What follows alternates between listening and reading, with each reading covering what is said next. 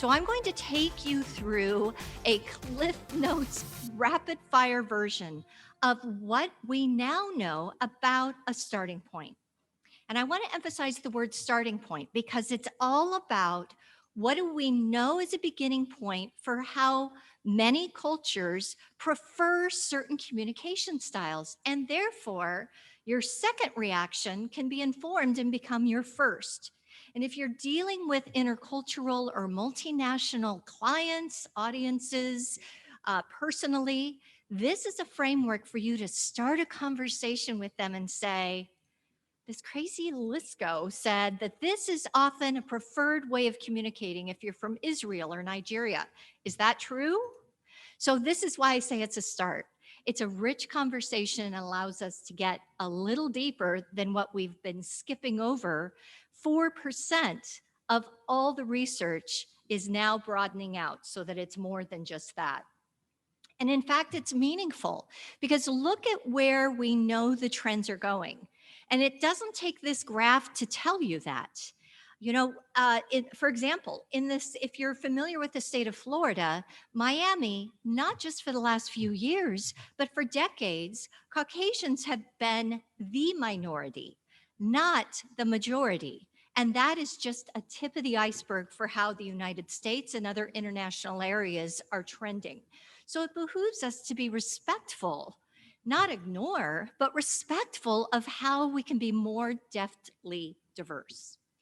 Now, the cool thing about some research that I'm going to share with you is that it also gives a nod to the fact that your perception could be different from your perception of exactly the same person based on where you are from, based on your ancestry. So I laugh when I think about this research because I, for one, grew up in Iowa, not the most back in the day diverse part of the country, but I have very, very deep German roots. So now as I look at this research, I see my grandma Animus. I understand her better. So there are things you're going to see here, even if you are American born, that will resonate with you based on the fact that we are a multicultural nation, and at least through our heritage. So let me give you an example of what relativity means.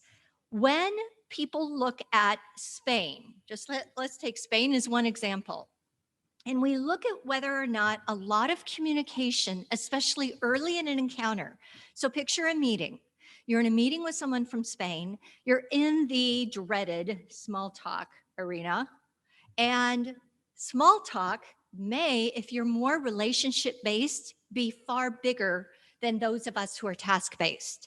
We task-based people see small talk as tiny and perfunctory and let's just get it over with, right? But if you're relationship-based in certain cultures, it is an evening of small talk. There is no business talk.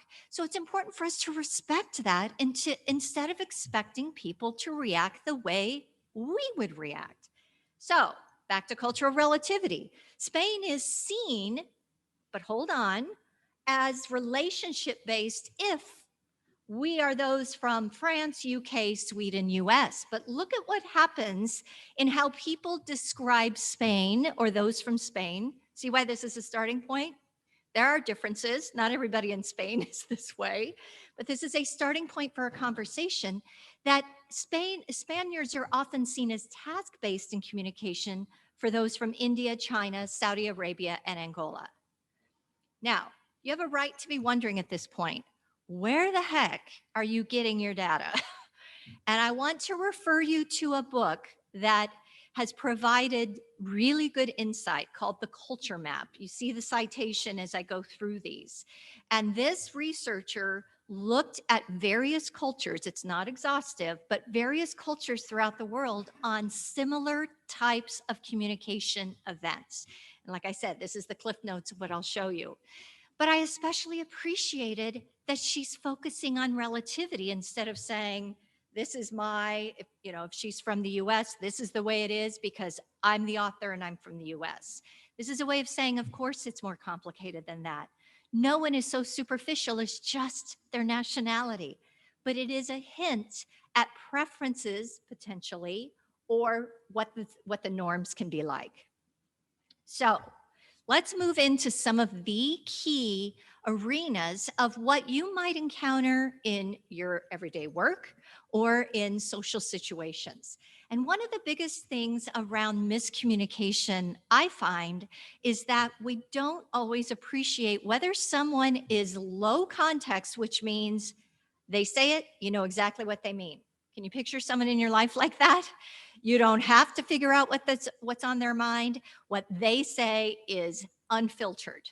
There's no nuance, as opposed to down the continuum of high context, where in fact, I will preview for you, there is a culture where they have so many words to avoid saying no because it's not polite. So high context is in this culture, I will express difficulty to you when you ask me, do I mind a 2 p.m. meeting on a Saturday?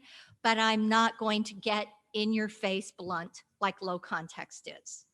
Okay, so you're going to see for each of these where the US fits, but even more importantly, where other countries and cultures fit at this point in time when this researcher was looking at the data. The good news too is you don't just have to rely on her and me.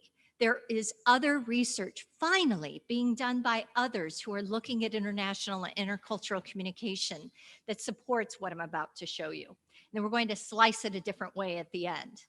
All right, see the US? Does that make sense to you?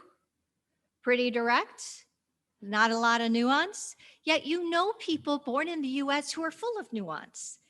That's why this is a starting point. It doesn't describe every person just because they have a US passport.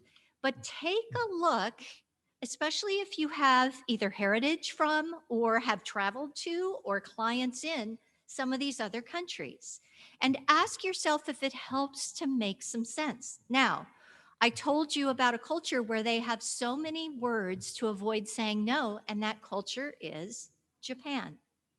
But the other important thing is too often stereotype comes into a first reaction. People often lump Asian countries into one bucket. How insulting is that? So this is the other reason that I'm fond of looking at this and seeing that those kinds of distinctions, and you'll see more, are present in some of the everyday kind of communication we do. But I'm not just going to throw countries at you. Let's talk about what do you do with this information.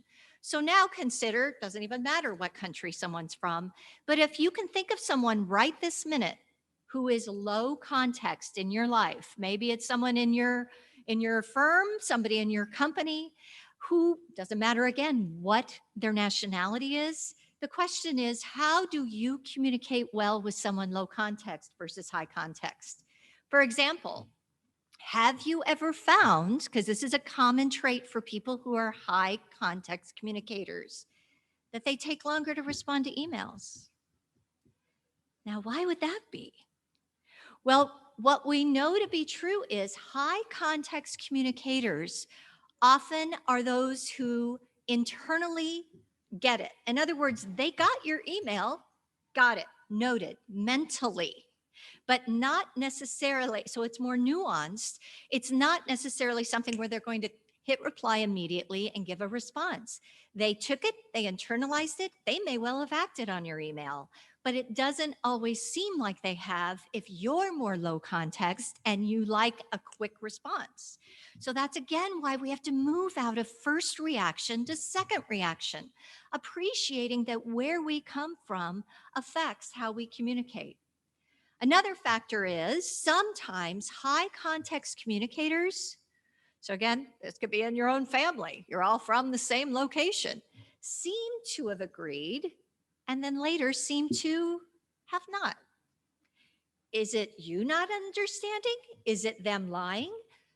It's deeper than that. It's because the high context, more abstract communicator feels like he said no. He said, 2 p.m. on Saturday, uh, I'm going to try on that. It's also the time of my 6-year-old's birthday.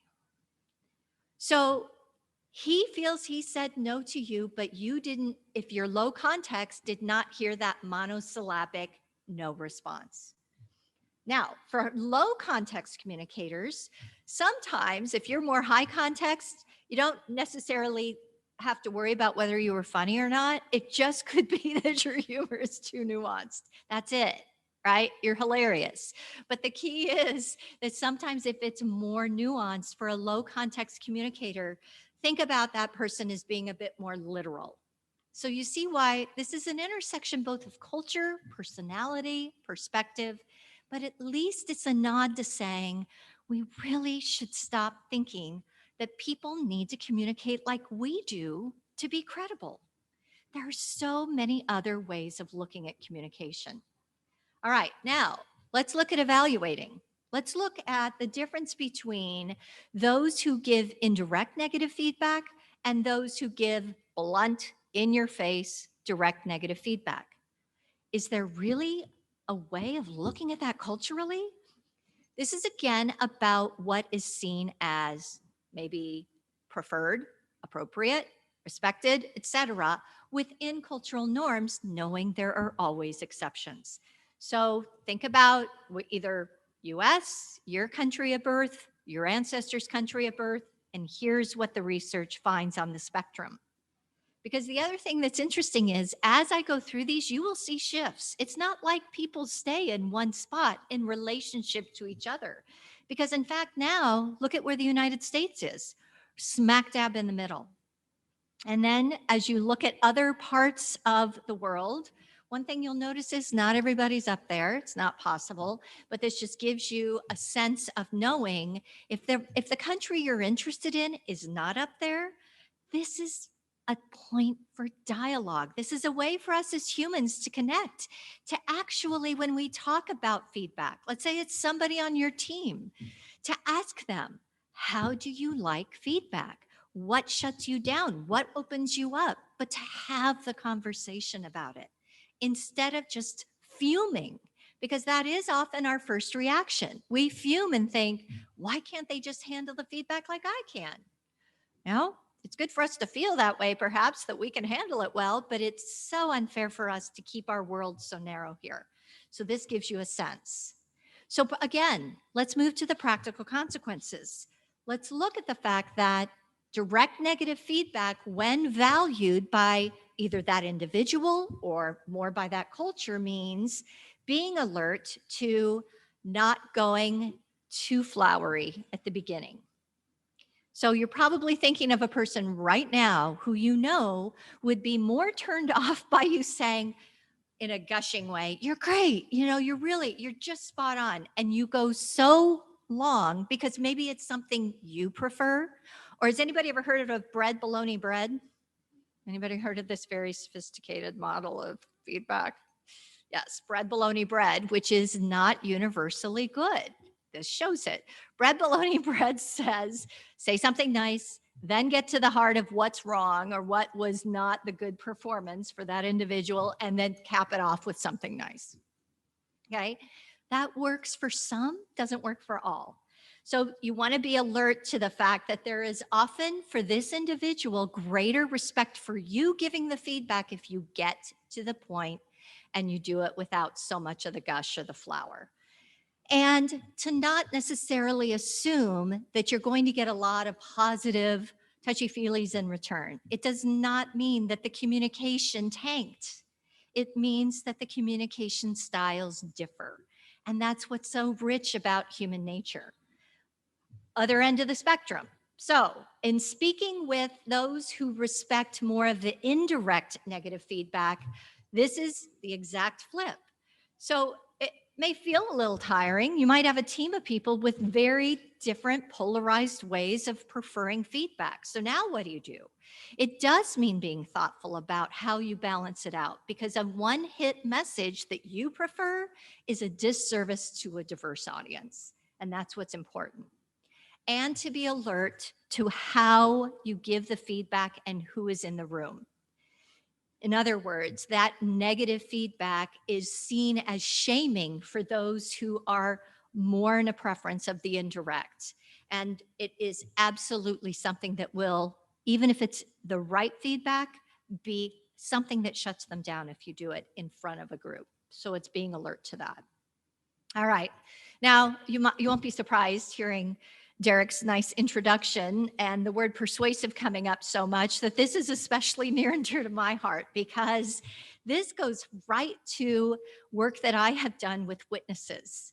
And I still poignantly remember happily having this research in my arsenal, getting a call a few years ago from an attorney who said, Karen, we have a physician. He's been sued. He is brilliant. He's about to go into deposition for the second time. First deposition did horribly. He cannot answer a yes or no question. By the way, Karen, he's from Spain. So that alerted me just to one piece of data about him, but then I got to meet him. And sure enough, just in normal conversation, I would ask him some yes/no conversations before we even started practicing mock deposition Q&A, and he would not answer a straightforward yes or no question. Fortunately, I had some research to help educate both the witness and, more importantly, his attorney, because here's what principles first and applications first tells you. Principles first responders are those who have to first tell you all the detail and then they give you the answer. Now, does that drive anybody crazy? Yep, that's because you are applications first. You want the bottom line up front and then hear the support. But it's actually seen in the converse. And I've tested this a lot when I've had this research in my mind and I've had the opportunity of connecting with folks from different cultures and said, is this all wet or is this true? And 9 times out of 10, they'll say, that is exactly the way I've tried to explain it to people, but I didn't know that it was called principles first and applications first. So now let's see where everybody generally tends to fall. Look at where the US is. We are the most bottom line give me the headline, say it up front culture in comparison to all the rest. And look at where Spain is. So it's appreciating where people come from and then understanding it doesn't mean this really brilliant surgeon from Spain was a lousy listener. It meant he was giving homage to the way he was raised. And then this is the part where adaptation sometimes has to happen. He knew he was going up in front of a Midwest jury where it would be important to have him give the answer up front and then provide the support. So it was just a matter of him practicing a flip to applications first. But at least we had the vocabulary and the understanding to talk about it. That's what made it less, this is a weak witness, to no, this is a multicultural witness and someone who has good thinking in his arsenal. It's a matter of just looking at what persuades in what way for what type of audience. So obviously there's a lot across the spectrum. So then, as I said, I know it can be frustrating if you have a team or a group or an audience that's multicultural. So this is all about mixing things together, knowing that you often need to give concrete bottom line up front, but that you want to be able to flex in your communication. That's the beauty of this. Being able to flex and have better appreciation of how your audience is persuaded rather than how we are persuaded as our own selves. That's why this is exciting. And to also know, this is fascinating too. There's some research about, have you ever tried, well, let me just ask you this. Have you ever traveled internationally to, I'm going to use Versailles in France. Anybody ever been to the beautiful Versailles? Yes, great, okay. Have you ever noticed, everybody's taking photos, of course, that some people are doing selfies like this and some people have the selfie stick? Now, have you ever noticed that there might be some cultural pattern to whether the selfie stick is being used or this is being used? Research says yes. I hadn't noticed it before then, but here's what research tells us, that when you even look at photographs we take, we, born in the US, raised in the US, tend to have our head blocking Versailles. Doesn't matter, Versailles is beautiful. We got our heads there, right? They're this fat, this big. Yet those with selfie sticks are in the picture barely, and Versailles is the main character in the picture. So it says a lot because it also comes down to how different cultures even tell stories. So ask yourself, next time you encounter a storyteller from a different culture, how much is the person the main character in his or her own story? Or how much is the story something where the person speaking is a side note? It can be cultural. And then it becomes fascinating because you start to see there are cultural patterns to that. Is everybody the same? No, it's a start. So you want to mix that all up. All right, so now you've probably seen these terms. You're a leader in your practice or in your firm or in your corporation. So we all are familiar with hierarchical, which is very much top down, vertical, going this direction. I'm the boss, what I say goes, all the way to egalitarian, which is very horizontal, very across the board. If you like reading books on leadership, you've seen all kinds of evidence that every mix of every kind is something to think about and then move away from. Seems like everything we've been taught is your leadership style needs fixing, right? So let's just see what we find when we look at culture. At least as a starting point, this is good for conversation when you're in the same room with someone from a different culture, to check in with them about this. Now, you may not be surprised to see that the US is somewhere in the middle on this. That's why I was joking about all the leadership books. It's because we really are all over the map about the latest leadership du jour. What's the latest technique to use? So we are influenced multiculturally when it comes to leadership. We are also influenced generationally. I don't have to tell you that. You know that. Hierarchy reigned generations ago, maybe still reigns in your household. But that is something, as you know, that is changing as generations move forward.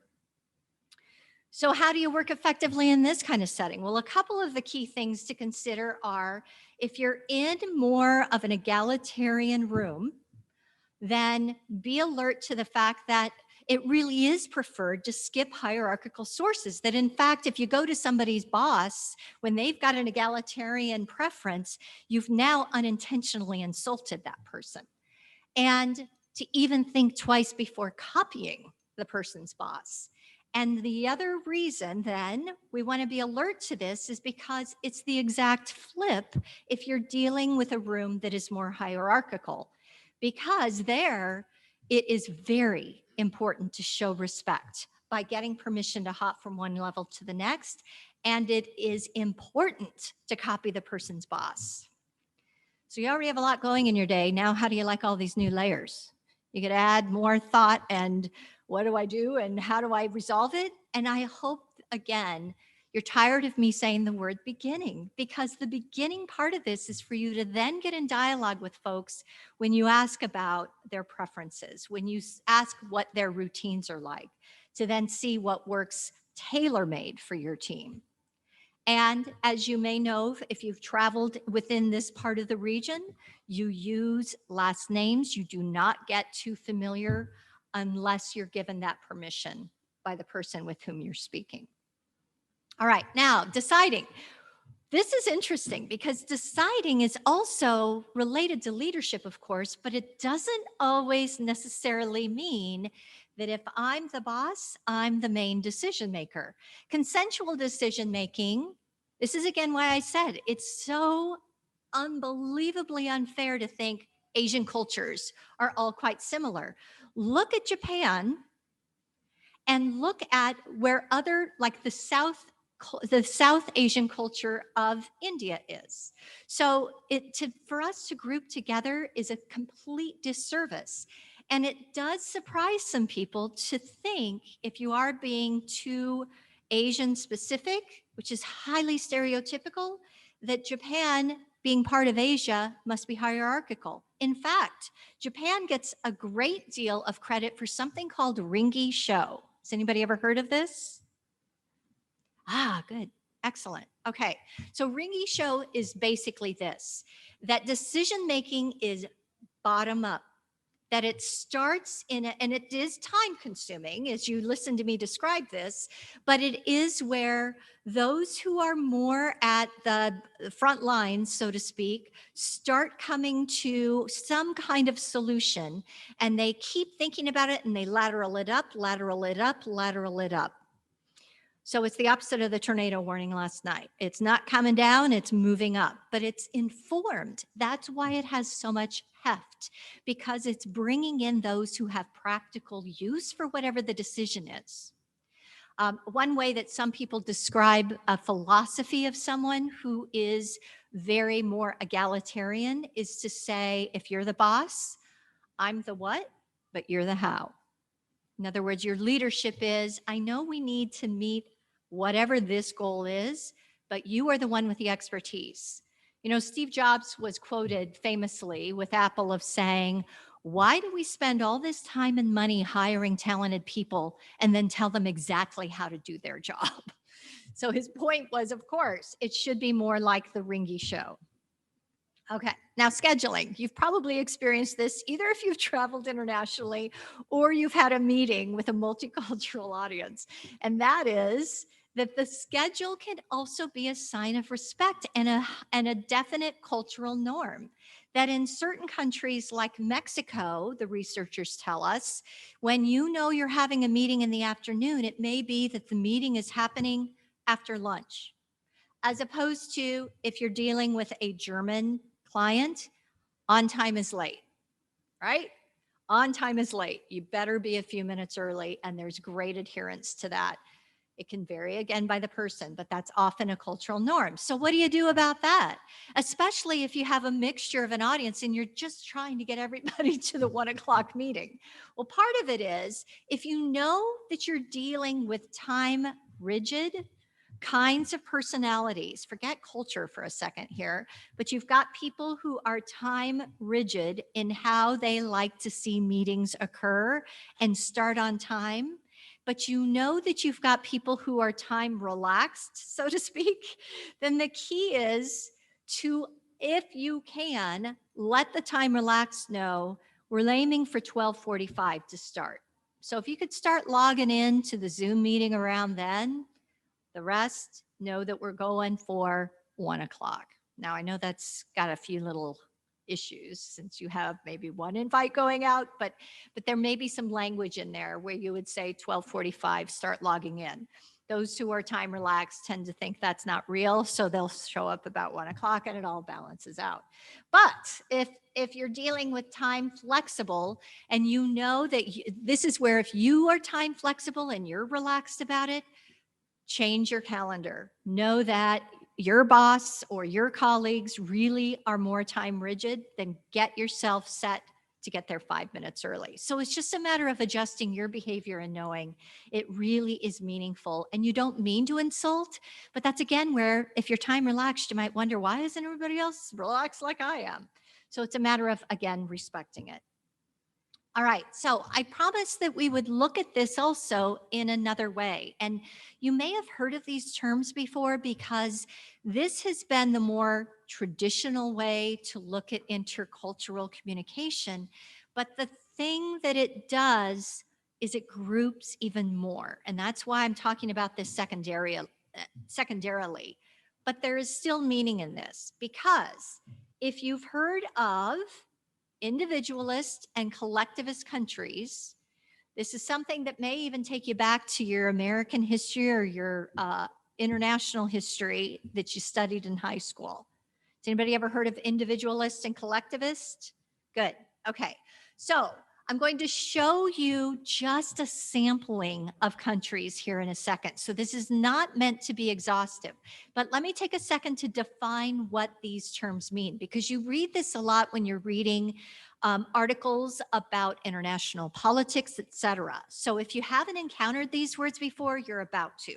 You will see them now when you're reading articles, whether it's through a journal or through whatever your favorite news publication is. Individualists are those people or those cultures where it is more about my personal growth, my goals, my aspirations. wanting to know, what can I do independently? So is this starting to feel like the Bill of Rights? My personal freedoms, my rights. The collectivist cultures tend to be what is right for the good, what is right for society. And you even see it in translation with pronouns. Collectivist societies, if you look at just side by side, different ways that they might write, often have very little use for the word I. Makes sense, right? Okay, so now that I've set that up as the definition, I'm back to cultural relativity for a second, because Japan is often seen as a collectivist culture, unless you're another country in Asia. In other words, in Asia, in other Asian countries, Japan is seen as one of the most individualistic countries in their hemisphere of the world. So again, a lot of it comes from your perspective. Now, the other thing that's interesting is gender research has found some amazing similarity. And in fact, gender research tells us that we tend to find that collectivist priorities tend to share more in common with women. Individualists tend to share more in common with men. But now this is shifting too, because I read everything I can get my hands on with gender communication as well. Now we don't necessarily talk in terms of men and women. We talk in terms of masculine and feminine. Why? Because we now appreciate that a man can have really effective, more feminine way of decision making. Women can have more effective way of communicating in a more masculine way. So in other words, it's intentionally blurry because we're influencing each other. Happily, we're influencing our communication style. So it doesn't have to be this, I'm a guy, I have to talk like a guy. I'm a woman, I have to talk like a woman. How sad a world would that be? All right, so I'm about to, like I said, this is just a smattering, but we'll show you, and I bet you've already been thinking about this as I defined it, where certain countries fall. And here is a snapshot. Now, I want to pause for a second and talk about the United States being at the top of the list as an individualistic country. The United States is not just the top of the list. The United States is far, by far at the top of the list. So that is again often why, if you're like me, born and bred and raised in the United States, this is a very important world perspective to attain, because we've been raised in a world where, when looking at individualistic countries, 100 of them, the United States was found to be the only one where there was a separate room for the baby. So in other words, it starts pretty young. Okay, you're going to get your individual identity and I'm going to get some sleep. That's how this works. All right. But here's something that I also appreciate in what researchers are doing. We're not just globbing us all into, you're an individualist, so this is how you behave, and you're a collectivist, and this is how you behave. There is also interaction with education. And I will tell you, I thought about this research a lot during the last presidential election, and the fact that we have had a tough time, this country. You hear the word polarized. If you saw the presidential address last night, you saw and heard the word polarized. You saw the political analysts before, during, and after saying the word polarized. This is not new to us, but it's also important for us to appreciate, even within our own true families, that different education might give you a clue to different perspective.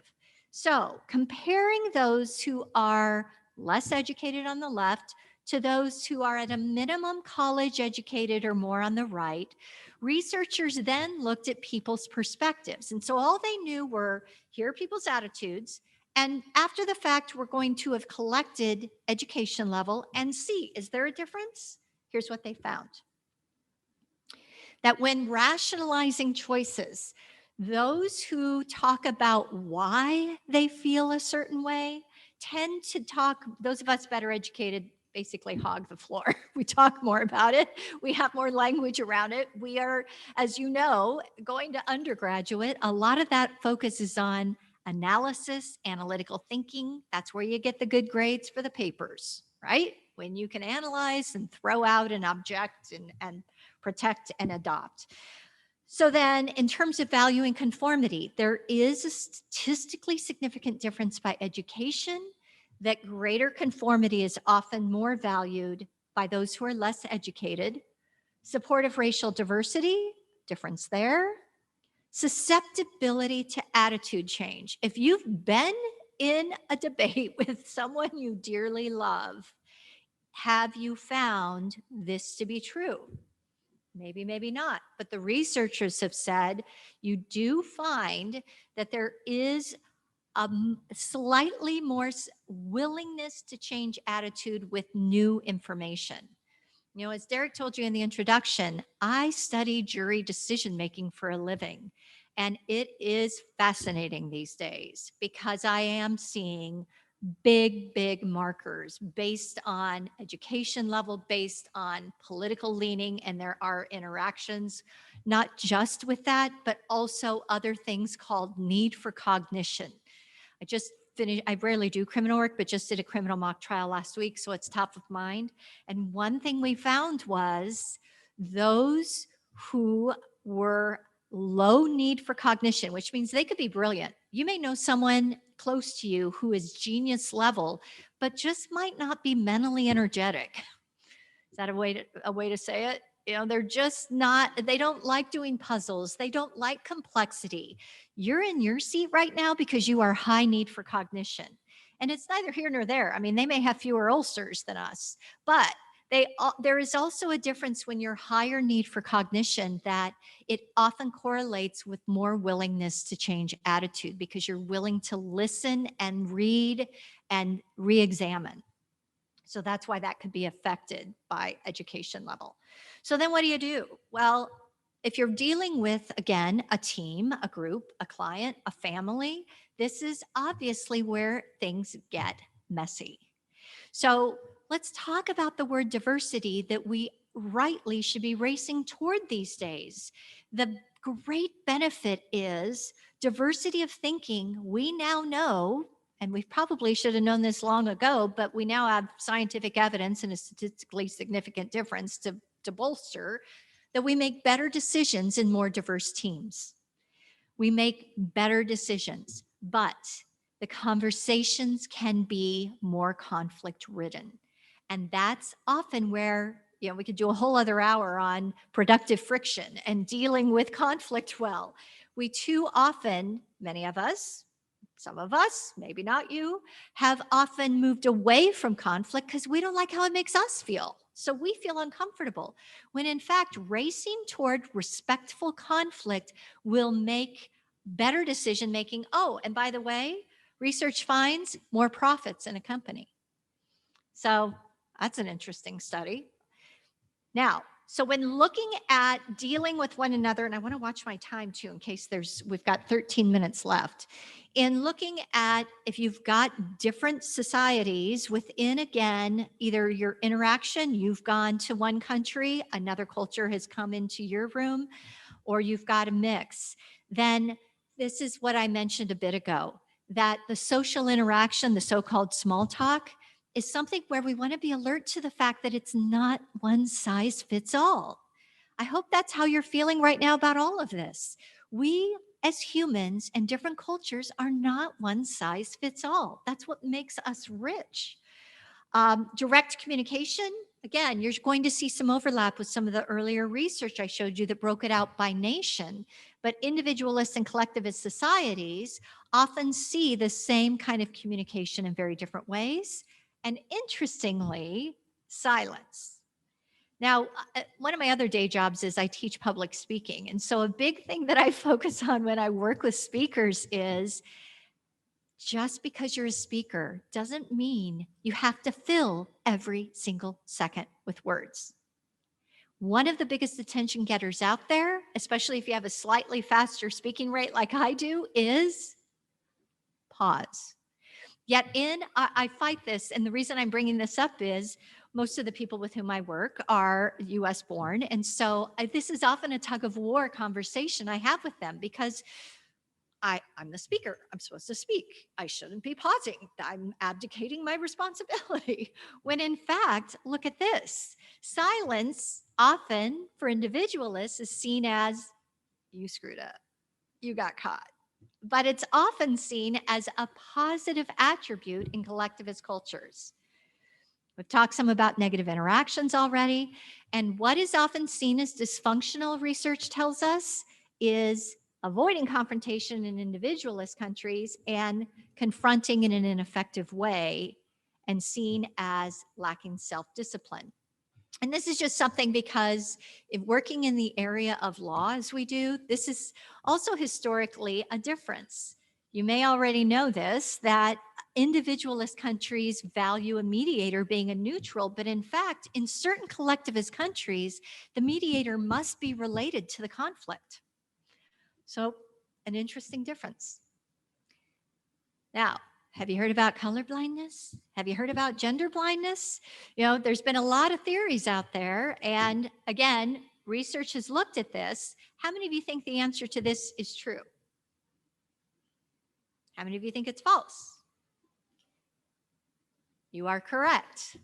And that is a revelation, and often something that has been talked about too recently, but now the full fact of having diverse teams means that you get these better decisions when inviting different perspective, when asking or volunteering from your perspective, and owning the fact that that perspective comes from the rich background into either which you were born or in which you were raised.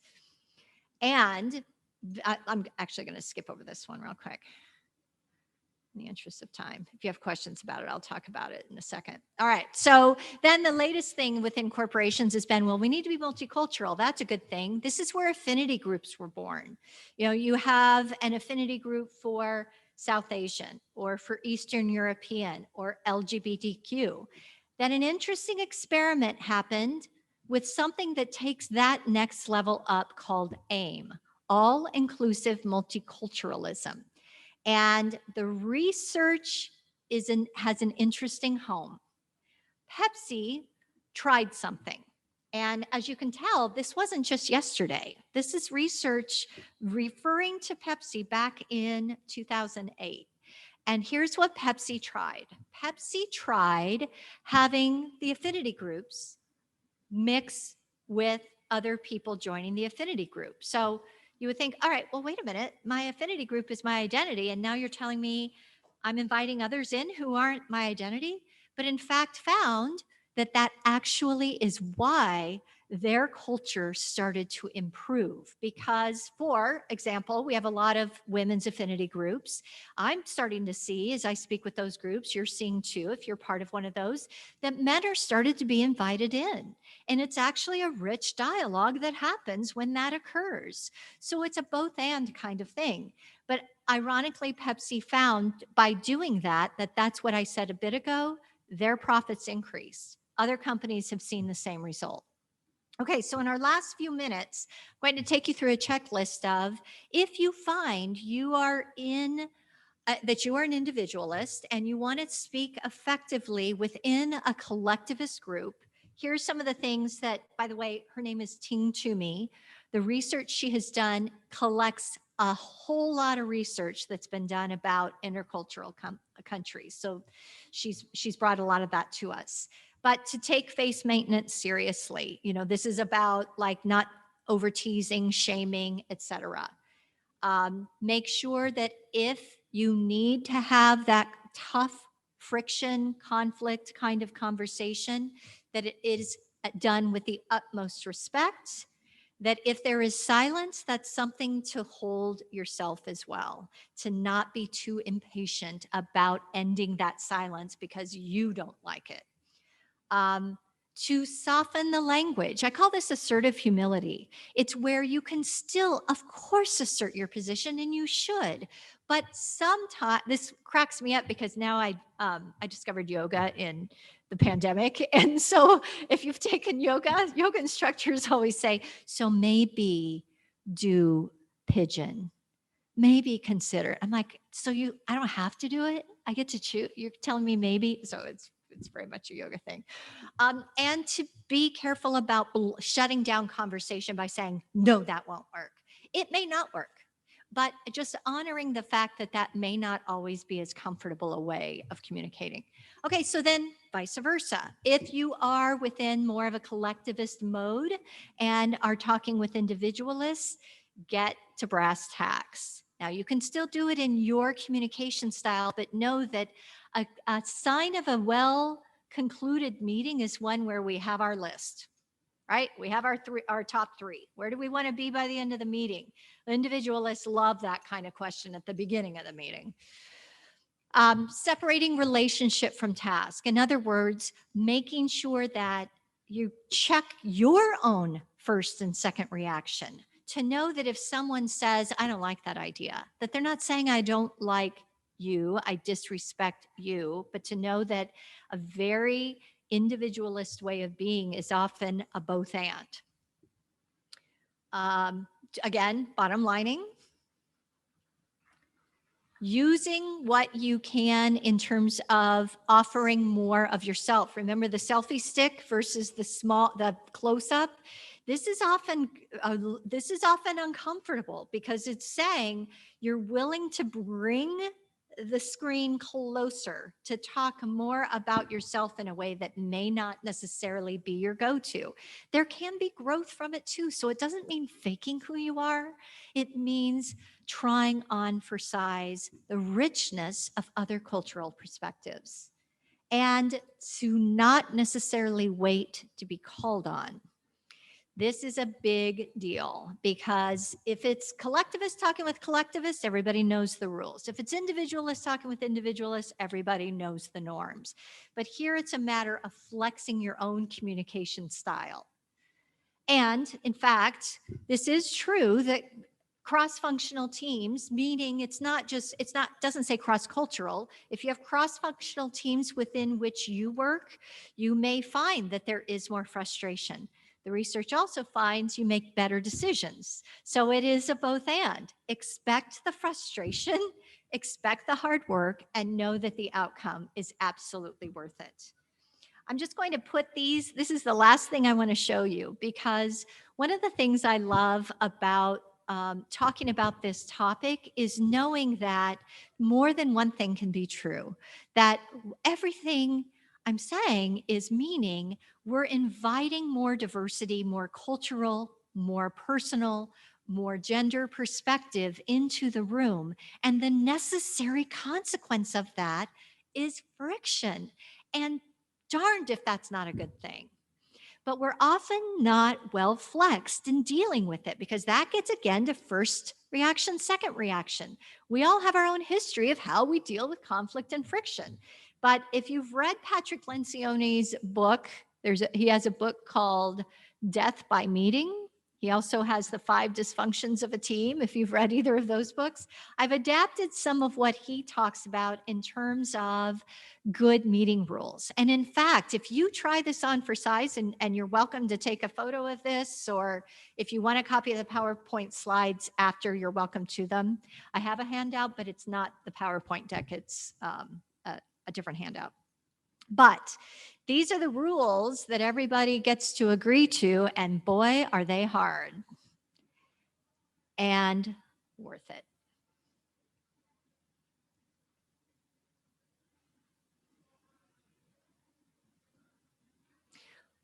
Okay, so on that note, I so encourage you to race toward moving through your first reaction as quickly as you can, inviting in your second reaction. And the more you flex that muscle, the more it will start to become your first reaction. So I wish you a lot of intercultural experience and a lot of diversity and a lot of satisfaction as a result.